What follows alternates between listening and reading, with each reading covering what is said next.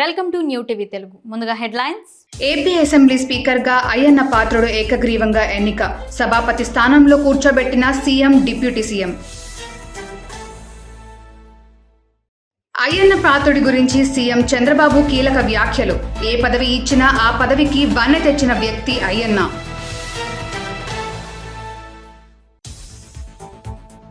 సభలో నవ్వులు విరబూయించిన పవన్ వ్యాఖ్యలు. ఇకపై మీకు ఆ అవకాశం లేదంటూ అయ్యన్న పాత్రుడిపై జోకులు. ఇక డీటెయిల్స్ చూస్తే ఏపీ అసెంబ్లీ స్పీకర్గా సీనియర్ ఎమ్మెల్యే చింతకాయల అయ్యన్న పాత్రుడు ఏకగ్రీవంగా ఎన్నికయ్యారు. ఆయన ఎన్నికను ప్రోటెం స్పీకర్ గోరంట్ల బుచ్చయ్య చౌదరి సభలో అధికారికంగా ప్రకటించారు. అనంతరం ఆయనను CM Chandrababu, deputy CM Pawan Kalyan సభాపతి స్థానంలో కూర్చోబెట్టారు. శ్రీ సత్యకుమార్ యాదవ్ గారు సక్రమంగా నామనిర్దేశం చేయబడిన అభ్యర్థి శ్రీ చింతకాయల అయ్యన్న పాత్రుడు గారు ఒక్కరే అయినందున సభాపతి పదవికి శ్రీ చింతకాయల అయ్యన్న పాత్రుడు గారు ఏకగ్రీవంగా ఎన్నుకోబడినట్లు ప్రకటిస్తున్నాను. శ్రీ చింతకాయల అయ్యన్న పాత్రుడు గారికి నా హృదయపూర్వక అభినందనలు తెలియజేస్తా ఉన్నాను.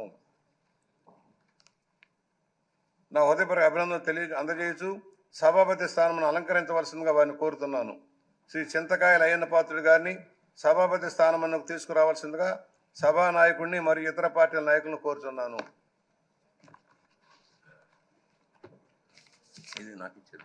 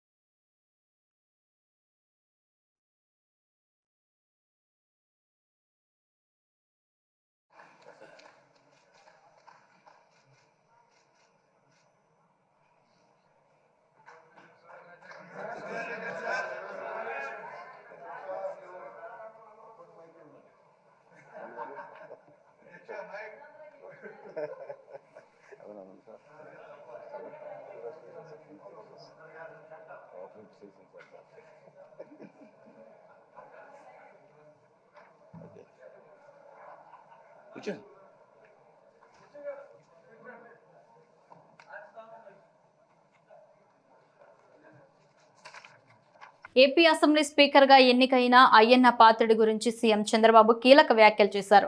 అత్యంత సీనియర్ సభ్యుల్లో అయ్యన్న ఒకరు. అందరి ఆమోదంతో ఏకగ్రీవంగా ఎన్నిక కావడం సంతోషం. యువత రాజకీయాల్లోకి రావాలని ఆనాడు ఎన్టీఆర్ పిలుపునిచ్చారు. ఎన్టీఆర్ పిలుపుతో 25 ఏళ్ల వయసులోనే అయ్యన్న రాజకీయాల్లోకి వచ్చారు. 7 సార్లు ఎమ్మెల్యే, ఒకసారి ఎంపీ అయ్యారు. ఏ పదవి ఇచ్చినా ఆ పదవికి వన్నె తెచ్చిన వ్యక్తి అయ్యన్న అని చంద్రబాబు అన్నారు. యువత రాజకీయాల్లోకి రావాలని ఆ రోజు ఎన్టీ రామారావు గారు పార్టీ పెట్టిన మొదట్లో పిలిపిస్తే 25 సంవత్సరాల వయసుండే సమయంలో రాజకీయాల్లోకి వచ్చిన వ్యక్తి అయ్యన్న పాత్రుడు గారు. అక్కడి నుంచి 7 సార్లు ఎమ్మెల్యే అయ్యారు, ఒకసారి ఎంపీ అయ్యారు. ఎమ్మెల్యేగా, ఎంపీగా, మంత్రిగా తెలుగు రాష్ట్రాల్లో తనకంటూ ఒక ప్రత్యేకమైన ముద్ర వేయగలిగారు. ఏ పదవి ఇచ్చినా ఆ పదవికి వన్నె తీసుకొచ్చిన వ్యక్తి అయ్యన్న పాత్రుడు గారు. వారి కుటుంబం కూడా మనం ఆలోచిస్తే కొంతమంది ఫస్ట్ జనరేషన్లో రాజకీయాల్లోకి వస్తారు. అయ్యన్న పాత్రుడు గారిని చూస్తే 6 దశాబ్దాలు రాజకీయ చరిత్ర కలిగిన కుటుంబం.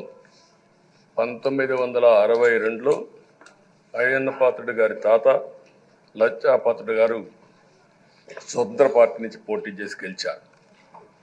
స్వాతంత్ర సమరయోధుడు గౌత లచ్చన్న సమకాలికుడిగా పనిచేశారు. అదే వారసత్వాన్ని కొనసాగిస్తూ అయ్యన్న పాత్రుడు గారు ఇప్పటివరకు పనిచేస్తున్నారు.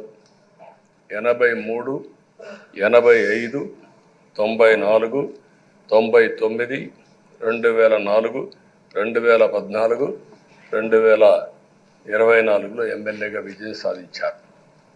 నర్సీపట్నంలో తెలుగుదేశం పార్టీ పెట్టినప్పటి నుంచి వారే పోటీ చేస్తున్నారు. అది వారి యొక్క ప్రత్యేకత. 7 సార్లు ఎమ్మెల్యే గెలవడం, 16 సంవత్సరాలు మంత్రిగా పనిచేయడం, 1996లో అనకాపల్లి ఎంపీగా గెలుపొంది 2 సంవత్సరాలు అక్కడ పనిచేయడం, తెలుగుదేశం పార్టీ పాలిట్ బ్యూరో సభ్యుడిగా 10 ఏళ్ళు పనిచేశారు. టెక్నికల్ ఎడ్యుకేషన్, రోడ్లు, భవనాల శాఖ, అటవీ శాఖ, పంచాయతీరాజ్ శాఖ మంత్రిగా బాధ్యతలు నిర్వహించారు. 3 సార్లు R&B మినిస్టర్గా పనిచేశారు. అదేవిధంగా మనం ఒకసారి చూస్తే ఎప్పుడూ పోరాట యోధుడు, రాజీ పడని నాయకుడు, ఒక విశిష్టమైనటువంటి లక్షణాలుండే వ్యక్తి. ఏపీ అసెంబ్లీ స్పీకర్ అయ్యన్న పాత్రుడిపై డిప్యూటీ సీఎం పవన్ కళ్యాణ్ చేసిన వ్యాఖ్యలకు సభలో నవ్వులు విరబూశాయి. ఉత్తరాంధ్ర యాసలో పదునైన వ్యాఖ్యలు చేయడంలో మీరు దిట్ట. ఋషికొండను గుండు కొట్టినట్టుగా ప్రత్యర్థులను మాటలతో చెక్కేస్తారు. కానీ ఇకపై మీకు ఆ అవకాశం లేదు. సభలో ఎవరు పరుష పదాజాలం వాడినా మైక్ కట్ చేసే బాధ్యత మీకు వచ్చింది అని అన్నారు.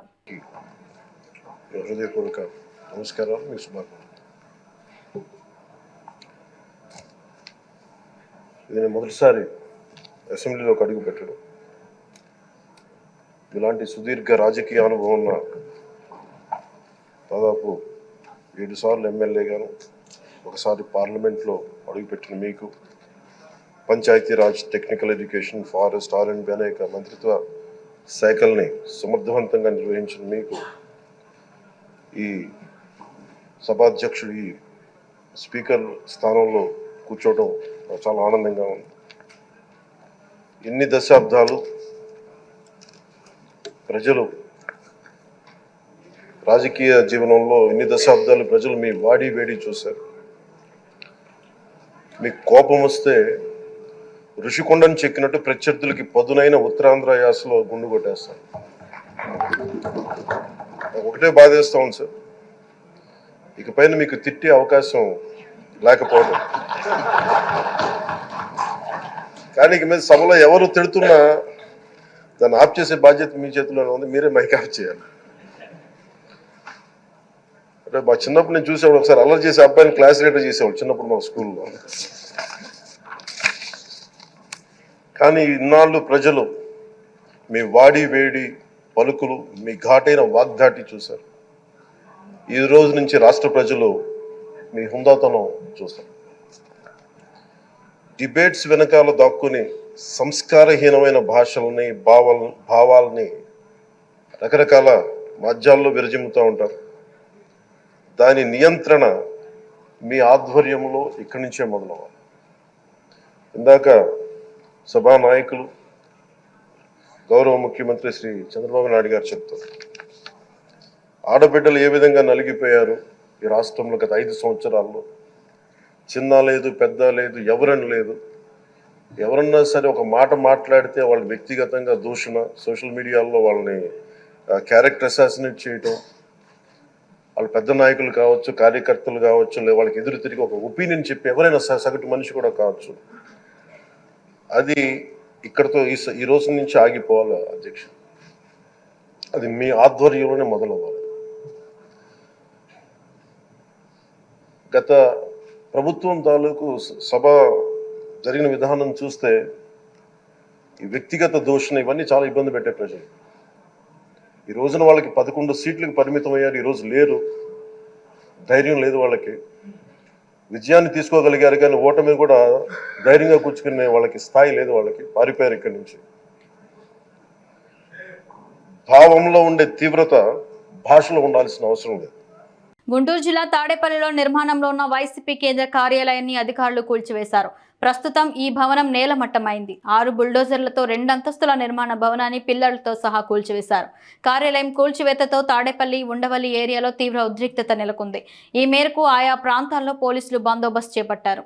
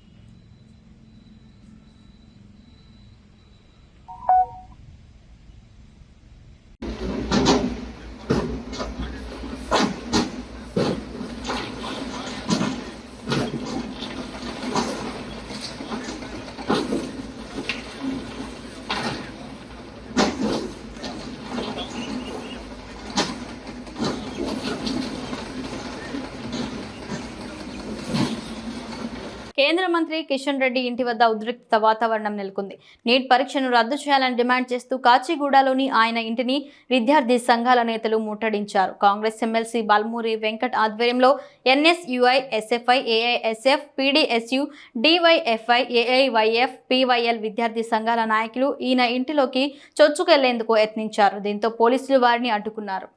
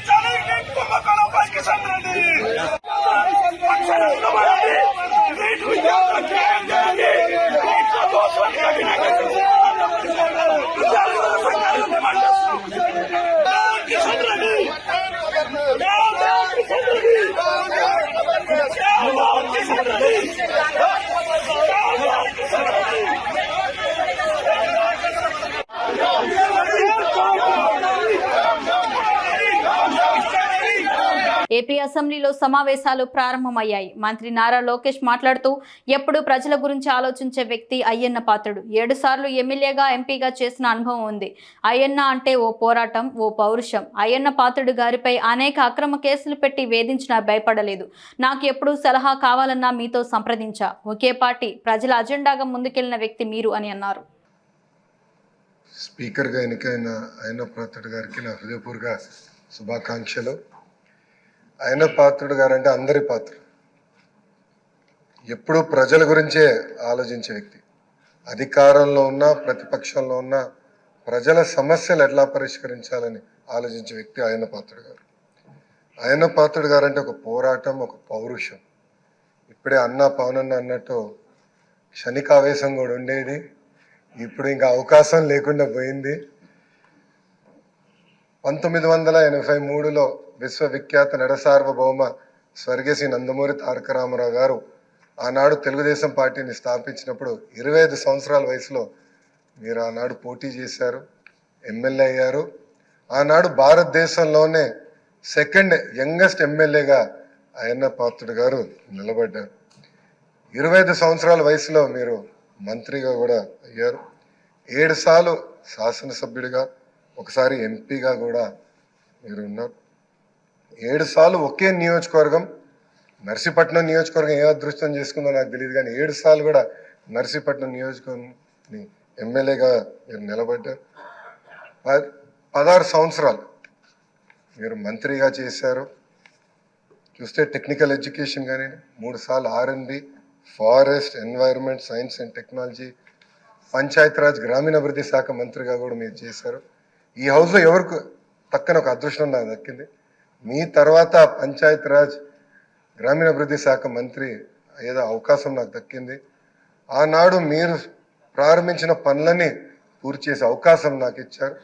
మీ నాయకత్వంలో 25,000 కిలోమీటర్లు సీసీ రోడ్ వేసాం, ప్రహరీ గోడలు కట్టాం, పంచాయతీ భవనాలు కట్టాం.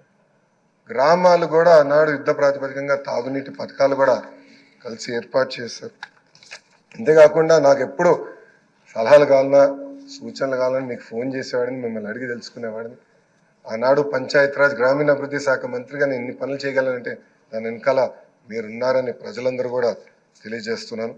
ఇంతేకాకుండా పెద్దలు గౌరవ ముఖ్యమంత్రి గారు చెప్పినట్లు ఆనాడు ఉత్తరాంధ్ర సుజల సవంతి ఇరిగేషన్ కోసం కూడా మీరు పెద్ద ఎత్తున పోరాడారు. నాకు బాగా గుర్తు, తెలుగుదేశం పార్టీ విశాఖపట్నంలో మహానాడు ఏర్పాటు చేసుకుంటే ఎట్టి పరిస్థితుల్లో అనౌన్స్ చేయాలి అని పట్టుబట్టారు. ఆనాడు కూడా గౌరవ ముఖ్యమంత్రి గారు కూడా అనౌన్స్ చేశారు. అంతేకాకుండా పార్టీలో కూడా పాలిట్ బ్యూరో సభ్యుడిగా, సీనియర్ నాయకుడిగా నాకు ఎప్పుడూ ఒక గైడెన్స్ ఇస్తూనే ఉన్నారు. ఒకే పార్టీ, ఒకే జెండా, ప్రజల ఎజెండాగా మీరు ముందరికెళ్ళిన వ్యక్తి. గత 5 సంవత్సరాలు మీరు కూడా ప్రభుత్వం చేతిలో ఒక బాధితులు. 23 కేసులు మీ పైన కూడా బంపర్ ఆఫర్ మీ పైన కూడా పెట్టారు. ఏపీ సీఎం చంద్రబాబుతో పోటీ పడి పనిచేసే అవకాశం తనకు లభించిందని ముఖ్యమంత్రి రేవంత్ రెడ్డి వ్యాఖ్యానించారు. బసవతారకం ఆసుపత్రి 25వ వార్షికోత్సవ కార్యక్రమంలో మాట్లాడిన ఆయన ప్రభుత్వం తరఫున బసవతారకం ఆసుపత్రికి పూర్తి సహకారం అందిస్తామని చెప్పారు. ఈ వేదిక మీద నుంచి ఒక్క మాట చెప్పదలుచుకున్నాను.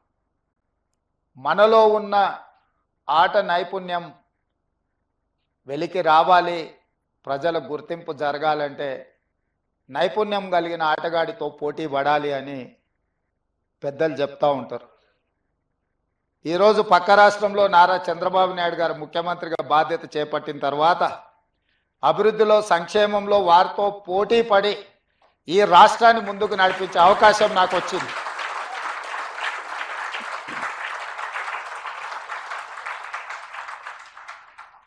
గతంలో 12 గంటలు పనిచేస్తే సరిపోతుంది, అంతకు మించి అవసరం లేదు అనుకునేవాడిని.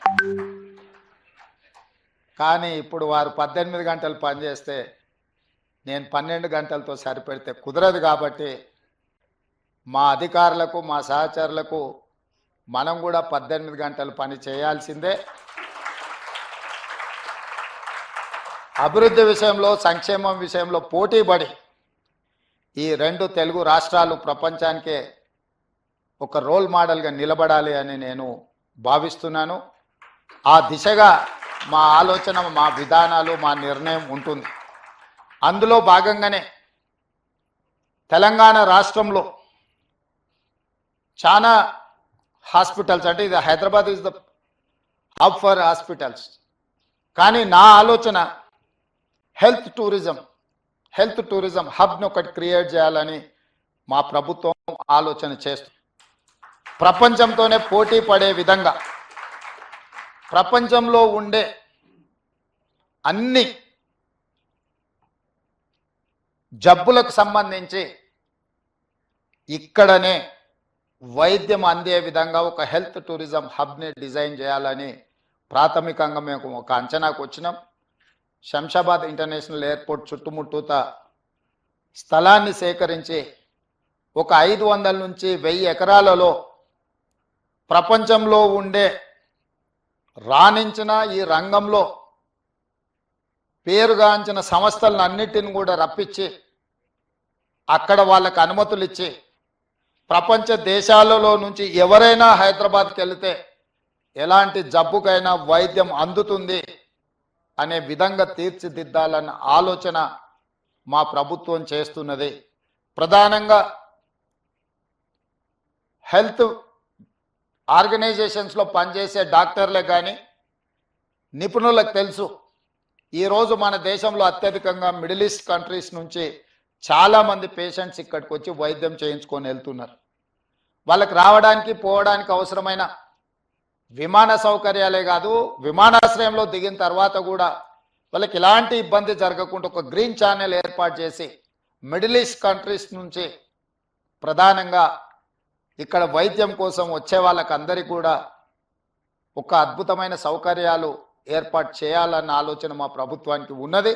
తప్పకుండా ప్రణాళికతో ముందుకు వస్తాము. తెలంగాణ ముఖ్యమంత్రి రేవంత్ రెడ్డి అందరికీ ఆదర్శమని Hindupuram MLA Basavatarakam Indo American cancer ఆసుపత్రి చైర్మన్ నందమూరి బాలకృష్ణ అన్నారు. బసవతారకం ఆసుపత్రి సేవల విస్తరణకు సహకరించాలని సీఎం రేవంత్ రెడ్డిని కోరిన వెంటనే ఆయన అంగీకరించారని తెలిపారు. శనివారం హైదరాబాద్లోని బసవతారకం ఇండో అమెరికన్ క్యాన్సర్ ఆసుపత్రి 24వ వార్షికోత్సవం జరిగింది. ఈ Basavatarakam Indo American cancer hospital మరియు రీసెర్చ్ ఇన్స్టిట్యూట్ యొక్క 24వ ఈ యొక్క వార్షికోత్సవ సంబరాలకు సరికొత్త శోభను సంతరించుకున్నాయి. ఉత్సవాలలో పాల్గొంటున్న మీ అందరికీ నా కృతజ్ఞతలు తెలియజేసుకుంటున్నాను. ముఖ్యంగా మీ యువనేత, అంటే తెలంగాణ రాష్ట్ర ముఖ్యమంత్రి యువనేత అందరికీ ఒక ఆదర్శం, పోరాట పటిమ కల ఒక నాయకుడిని ఇవాళ తెలంగాణ ప్రజలందరూ ఆయన్ని, అంటే యువతరానికి ప్రతినిధులు, నవతరానికి నాయకులు, భావితరానికి భారతదేశపు మహాశక్తి. అంటే మనకున్నంత యువత, యువ శక్తి మరి ఏ దేశంలో కూడా లేదు. ఒకప్పుడు చైనా గురించి చెప్పుకునేవాళ్ళం, వాళ్ళేమో ఏదో ఫ్యామిలీ ప్లానింగ్ అని మనదేమో పెరుగుతూ పోతుంది జనాభా. పెరుగుతూ పోతుందంటే అదొక రకంగా వరం మనకి. ఎందుకంటే యువశక్తి ఎంతో అవకాశం ఉంది మనకి. సరైన దారిలో సరైన ఈ యొక్క ప్రభుత్వ విధి విధానాలతో వాళ్ళు మనం ప్రోత్సహించి వాళ్ళకి సరైన దారి చూపిస్తే తప్పకుండా మన దేశం మొదటి స్థానంలో ఈ ప్రపంచంలో నిలుస్తుంది. చూస్తున్నాం మనం ఇప్పుడున్న ఈ అంటే ఒక రకంగా ఆనాడు మరి ఈ యొక్క రాష్ట్రం అవిభక్త ఆంధ్ర రాష్ట్రంగా ఉన్నప్పుడు ఎంతో అభివృద్ధి చెందడం, బీజం అంకుర వేయడం, ఆ తర్వాత సైబర్ సిటీ కానివ్వండి, లేకపోతే ఈ మన ఐటీ రంగం కానివ్వండి, హైదరాబాద్ సిటీ కానివ్వండి, ఇవన్నీ అభివృద్ధి చెందడం, యువకులకి మంచి అవకాశం కలగడం, ఆనాడు ఏదో డాక్టర్ ఇంజనీర్ అనే కాకుండా ఒక కొత్త ఎన్నో అవకాశాలు వాళ్ళకు కల్పించడం, దాంతో వాళ్ళు ఆర్థికంగా ఎంత పెద్ద కుటుంబం అయినా ఆ కుటుంబంలో ఒక యువకుడికి ఏ ఐటీ జాబ్ ఇది వస్తే బ్రహ్మాండమైన మంచి జీతంతో మొత్తం కుటుంబాన్ని ఆ కుర్రాడు పోషించగల ఒక కల్పన కలిగించింది ఆనాడు. అప్పుడు ఇక్కడ ఈ ఆసుపత్రి నిర్మాణం అప్పుడు ఏముండేవి కావన్నీ బండలే ఇక్కడ. అప్పుడు నాన్నగారు విశ్వవిఖ్యాత నట సార్వభౌమ కళాప్రపూర్ణ నటరత్న పద్మశ్రీ నందమూరి తారక రామారావు గారు ఆనాడు ఇక్కడ ఈ యొక్క ఆసుపత్రిని నిర్మించడానికి పూనుకోవడం. అందరూ అనుకున్నారు ఇప్పుడు ఏంటి ఇక్కడ అన్ని బండరాళ్ళు ఉన్నాయి, ఇక్కడ ఎందుకు కడుతున్నారని. మరి వాళ్ళు చూస్తున్నాం మనం ఇవాళ దేశంలో, దేశమే కాదు ప్రపంచంలో కల్లా నంబర్ 1 ఏరియా అయింది. ఇవాళ ఇటు విస్తరిస్తూ పోతాను, ఇంకా ఇటు జూబ్లీహిల్స్ నుంచి అట్లా. సో ఆయన ఒక దూరదృష్టి, ప్రతి విషయంలోనూ కూడా ఆయన దూరదృష్టి. అందుకే ఆయనకి ఆయన పేదవాడు ఆఖరి తెలిసిన అన్న కూడా ఆయన అయ్యాడు. అలాగే ఈ యొక్క అందరికి కూడా ఈ యొక్క జీవితానికి భరోసానిచ్చిన అమ్మ ఆయన అయ్యాడు. అలాగే ఆయనకి అండగా ఉన్న ఈ ఆడపడుచులందరికీ కూడా అన్న కూడా నందమూరి తారక రామారావు గారు అయ్యారు. అలా ఈ ఆసుపత్రి యొక్క విస్తరణ గురించి అందరికీ చెప్పేశారు విషయాలు. ముందుగా ముఖ్యమంత్రి గారు కూడా ఆయన విలువైన సమయాన్ని ఇచ్చినందుకు ఆయన బిజీ షెడ్యూల్లో ఆయనకి నా కృతజ్ఞతలు తెలియజేసుకుంటున్నాను. అంటే ఆయనకు కూడా ఈ ఆసుపత్రి పట్ల మొదటి నుంచి కూడా అవగాహన ఉంది. ఆయన కూడా జనరల్గా మనం ఎప్పుడు అంటుంటాం Basavataraka Indo American cancer hospital అంటే ఇది ఒక కుటుంబం అని. అంటే ఎవరు ఏదో పొద్దున వస్తున్నాం ఈ టైంకి వెళ్ళిపోవాలి, ఏదో జీతాలు తీసుకుంటున్నాం అని కాకుండా ప్రతి ఒక్కరు కూడా అంకిత భావంతో ఇక్కడ అందరం ఒక ఫ్రెటర్నిటీ అంటే ఒక కుటుంబ సభ్యుల్లాగా ఆయన కూడా. వార్తలు ముగించే ముందు హెడ్లైన్స్ మరోసారి. ఏపీ అసెంబ్లీ స్పీకర్ గా అయ్యన్న పాత్రుడు ఏకగ్రీవంగా ఎన్నిక.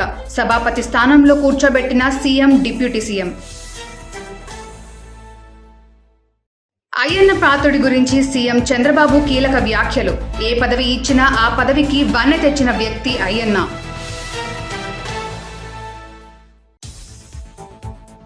సభలో నవ్వులు విరబూయించిన పవన్ వ్యాఖ్యలు. ఇకపై మీకు ఆ అవకాశం లేదంటూ అయ్యన్న పాత్రుడిపై జోకులు. న్యూ టీవీ న్యూస్ ఇంతటితో సమాప్తం. తిరిగి రేపటి బులెటిన్లో మళ్ళీ కలుసుకుందాం. అంతవరకు సెలవు, నమస్కారం.